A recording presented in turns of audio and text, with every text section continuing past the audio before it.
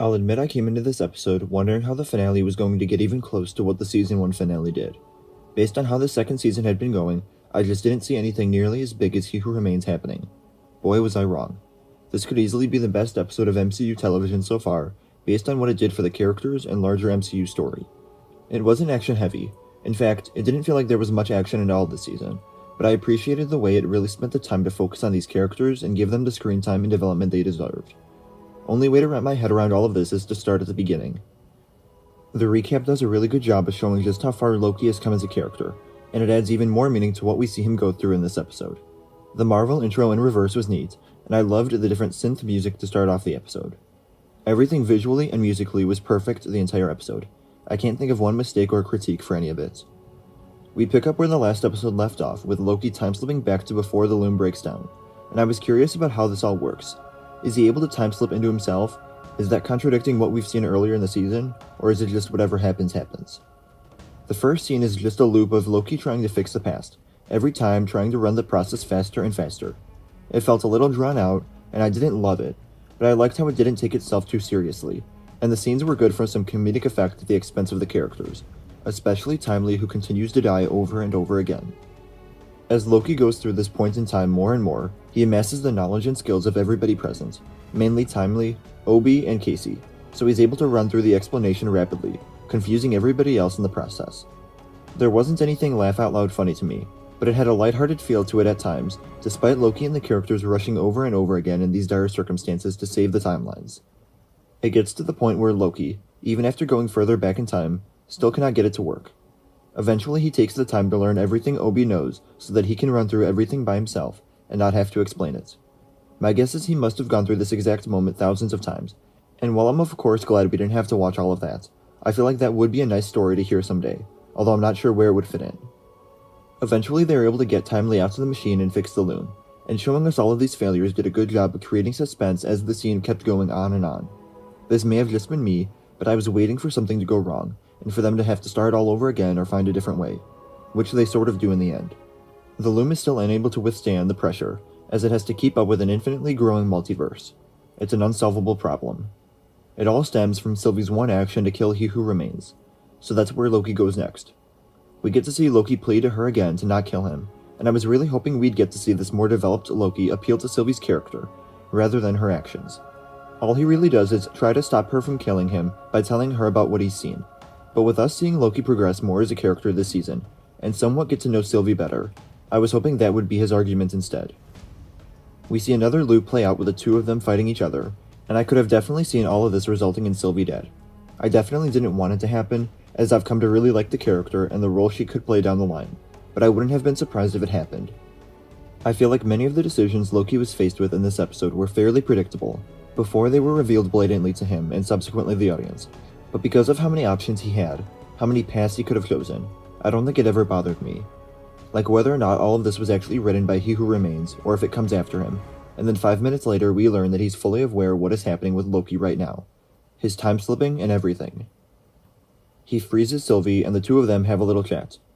I did like seeing that little trinket used. I remember seeing it earlier in the season, but it was never brought up. Learning that He Who Remains knows about the time-slipping, and wrote it into existence for Loki, in my opinion, only added to his threat as a villain. It shows how ahead of everything he really is, for him to put that in so that he can have a way to come back to life after he lets Sylvie kill him. Now, things don't really go as planned when Loki chooses to not kill Sylvie to keep him alive, but nevertheless it only made me more excited to see more King variants down the line. We learn a little more about how the loom works. It's a failsafe to delete all of the branched timelines and protect the sacred timeline. It really felt like this entire conversation was a mental sparring match between the two of them, as Loki tries to outsmart him and find a way to save everyone. Even though so much of this episode was dialogue, that was the most captivating part of it, because this series has done such a good job of developing all of these characters, and the arc they've given Loki is nothing short of spectacular, going from one of the greatest MCU villains to now probably one of the greatest MCU heroes. One of Loki's ideas here is to break the loom, which would start a brutal war that would destroy everything according to He Who Remains. And now that I think about it, that's what Loki does in the end, so we'll see how that plays out in the future. But staying here, Loki is faced with the difficult decision to risk everything to save everyone, or kill Sylvie to preserve the order, and he seeks out Mobius for advice. Jumping back to the interrogation in Season 1 was an interesting decision, as he could have gone to any time afterward when the two were already pals. But not only does this show the contrast between Loki then and now, but I think it also allowed Mobius to be a little more open. Mobius tells a story about an 8-year-old boy that had to be pruned, and my first thought was that this was Kid Loki, although we never really get an answer to that. I was surprised at how Mobius tells the story from third person. Loki references Mobius being the hunter who couldn't prune the boy, and then they never really acknowledge the fact that it was indeed Mobius there. They kind of just brush over it really quickly and keep going. I loved the one-on-one conversation here and the advice that Mobius gives Loki.